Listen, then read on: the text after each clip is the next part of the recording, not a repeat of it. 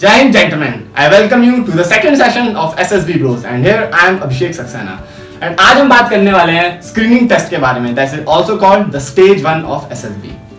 देखिए stage 1 comprise of PPDT and verbal and non-verbal test. आज मैं आपको बताने वाला हूँ what happens in PP and DT. मैं आपको बिल्कुल डिटेल में बताऊंगा PPDT क्या होता है और how you have to go through the PPDT test. देखिए फर्स्ट ऑफ ऑल क्या होता है जब आप SSB में रिपोर्ट करेंगे तो फर्स्ट डे और नेक्स्ट डे आपके ग्रुप्स बनते हैं. बैच में आपको डिवाइड कर दिया जाता है और उन्हीं बैच में आप जो आपका ग्रुप डिस्कशन होता है पीपीडीटी का वो उसको परफॉर्म करते हैं. तो बहुत इंपॉर्टेंट है ये बात जानना कि आपको अपने ग्रुप के साथ फैमिलराइज होना है. ठीक है, जो आपके फ्रेंड्स होंगे, जो आपके ग्रुप मेंबर्स हैं, उनके साथ बातें करिए. Just try to know about them.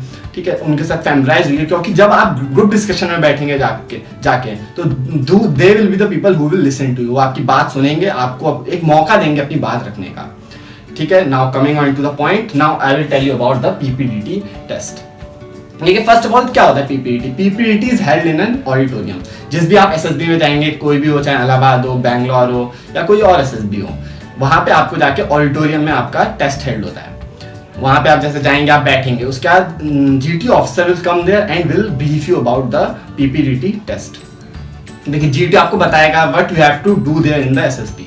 तो इट इज वेरी इंपॉर्टेंट कि आप उसकी हर एक बात को ढंग से सुने. आई एम रिपीटिंग, उसकी हर बात को आप ढंग से सुनिए. देखिए जैसे मैं आपको कुछ बताऊंगा कि how you have to go through the whole test, और वहां पे आपको जीटीओ भी कुछ बताएगा. तो हो सकता है कि मेरी और उसकी बातें कुछ अलग हो. ठीक है, तो आपको पॉइंट करना है कि वहां पे कि what he is saying and be very attentive there. देखिए after the GTO's briefing, GTO आपको एक सैंपल पिक्चर दिखाएगा. Sample picture is just shown to familiarise you with the PPDT test. उसके बाद आपको एक एक शीट डिस्ट्रीब्यूट होंगी. मैं आपको दिखाता हूं बोर्ड पे how that sheet will look like. That is the picture perception and description test sheet. देखिए एक शीट होती है इस तरह की, एक रेक्टेंगुलर शीट होगी. It will look like as normal. आपके पेज की तरह होगी वो रेक्टेंगुलर शीट. उसमें आपके जो टॉप मोस्ट लेफ्ट कॉर्नर होता है, टॉप मोस्ट लेफ्ट कॉर्नर में एक परसेप्शन बॉक्स बना होता है. एक स्क्वायर बॉक्स जैसा होता है, परसेप्शन बॉक्स कहते हैं उसे. और उसके बाद एक नीचे यहाँ पे एक्शन के लिए लाइन होती है. Action will be written there. इस तरह का आपको एक बॉक्स, एक स्पेस दिया जाएगा. उसमें आपका एक परसेप्शन बॉक्स बना होता है और आपको एक्शन के लिए स्पेस दिया होता है. अब देखिए जस्ट जो आपकी स्टोरी होगा आपको इसी में लिखनी होती है. तो आपको 30 सेकंड्स के लिए स्क्रीन पे वो फोटो दिखाई जाएगी. 30 सेकंड में आपको उस फोटो को ढंग से ऑब्जर्व करना है. ठीक है, ऑब्जर्व करने के बाद आपको जो नेक्स्ट 1 मिनट होता है, नेक्स्ट 1 मिनट में आपको इस परसेप्शन बॉक्स में जो बेसिक थिंग्स है जो आपको ऑब्जर्व करनी है, like mood, age, gender and the characters shown in the picture. देखिए मैं आपको एक जनरल शॉर्ट ट्रिक होती है सब कुछ रिमेंबर करने की, that is called mask. MASC. देखिए क्या होता है MASC, ये आप अगर याद कर लेंगे तो आपके लिए बहुत हेल्पफुल रहेगा. MASC. M stand for here mood. ठीक है, A stand for age, S stand for sex and C stand for the character. ठीक है, These are the 4 things that you have to notice in the first go. जैसे ही आपको picture दिखाई जाती है सबसे पहले आपको यही ऑब्जर्व करना है. और दिस इज द थिंग जो आपको 1 मिनट में इस परसेप्शन बॉक्स के अंदर बना के दिखाना है. मैं आपको बताता हूँ वो भी कैसे बनाया जाएगा. ठीक है, देखिए मैं बताता हूँ आपको. जैसे ये परसेप्शन बॉक्स है, आपको मैग्नीफाई करके दिखाता हूँ कैसा बनाना है आपको. ठीक है, ये आपका परसेप्शन बॉक्स है, इसको मैं बड़ा करके बना रहा हूँ यहाँ पे. ठीक है, देखिए मान लीजिए आपको पिक्चर में 3 कैरेक्टर दिखाए गए हैं. तो फर्स्ट ऑफ ऑल जिस पोजीशन पे आपको पिक्चर में आपको कैरेक्टर दिख रहे हैं वहां पे उसको एक क्रॉस कर लीजिए. लाइक एक कैरेक्टर यहाँ है, एक कैरेक्टर यहाँ है और एक कैरेक्टर हमारा यहाँ है. ठीक है, हमने क्रॉस कर लिया इस तरीके से. ठीक है, अब हमको फर्स्ट ऑफ ऑल आइडेंटिफाई करना होता है कि who is the main character of our story. ठीक है, मेन कैरेक्टर को हम एक बड़े बॉक्स में भी दिखाते हैं. हम आपको बता के दिखाते हैं. मान लीजिए आपके जो मेन कैरेक्टर था उसका जो मूड था वो पॉजिटिव था. ठीक है, उसके बाद उसकी एज थी अबाउट 18 ईयर्स. ठीक है, और उसका जेंडर था वो मेल था. ठीक है, देखिए नॉर्मल जो होता है हम M फॉर मेल यूज करते हैं, F फॉर फीमेल यूज करते हैं. और अगर आपको आइडेंटिफाई नहीं हो रहा है कैरेक्टर, मान लीजिए आप डिसाइड नहीं कर पाए वो मेल है फीमेल है, तो हम P फॉर पर्सन यूज करते हैं उस कैरेक्टर के लिए. ठीक है, तो ये हमारे डिटेल्स हो गए अबाउट द मेन कैरेक्टर. उसके बाद हम इसको ऐसे करके इनसर्कल कर देते हैं to show that it is the main character. और यही चीज आपको ये जो बाकी 2 आपने कैरेक्टर्स चूज किए हैं उनके लिए भी आपको उनका एज, मूड और जेंडर लिखना पड़ता है. देखिए आपका परसेप्शन बॉक्स बिल्कुल तैयार हो गया है, ठीक है। अब क्वेश्चन राइज यहाँ पे ये होता है कि हीरो कौन बनेगा, ठीक है। वी हैव 3 कैरेक्टर हमने बना दिया, तो इस हीरो को कैसे डिसाइड करें वो बताता हूँ मैं आपको, ठीक है। फर्स्ट ऑफ ऑल जो हीरो होगा वो आपके ही जेंडर का होना चाहिए और आप ही के एज का होना चाहिए, ठीक है। बच्चों में वो एक जनरल टेंडेंसी होती है कि वो उनकी खुद की एज होती है 20 to 21 ईयर्स, वो और एक 15 से 16 साल का कैरेक्टर चूज कर लेते हैं, वो बिल्कुल गलत है। ये आपके एक रिग्रेशन को दिखाते हैं। There is psychologist perceive this as regression. Regression मतलब कि आप एक है, आपकी एज ज्यादा है और आप एक फिर भी एक बचपन में जी रहे हैं, you are not mentally developed, ठीक है। और जो हीरो होगा वो आप ही के एज और जेंडर का होना चाहिए, इसलिए क्योंकि जो हीरो है, hero is the very important character, he is the main character of the story और he is the reflection of your personality. जो आप करने वाले हैं वही आपका हीरो करेगा, ठीक है। तो हीरो चूज करते समय बहुत ही आपको प्रिकॉशस रहना है, ठीक है। और देखिए ये जो काम है, जो मैं आपको परसेप्शन बॉक्स बताने का काम बता रहा हूँ, ये बहुत ही आपको 1 मिनट भले दिया जाता है इसको करने के लिए, लेकिन it will take about 30 to 40 seconds.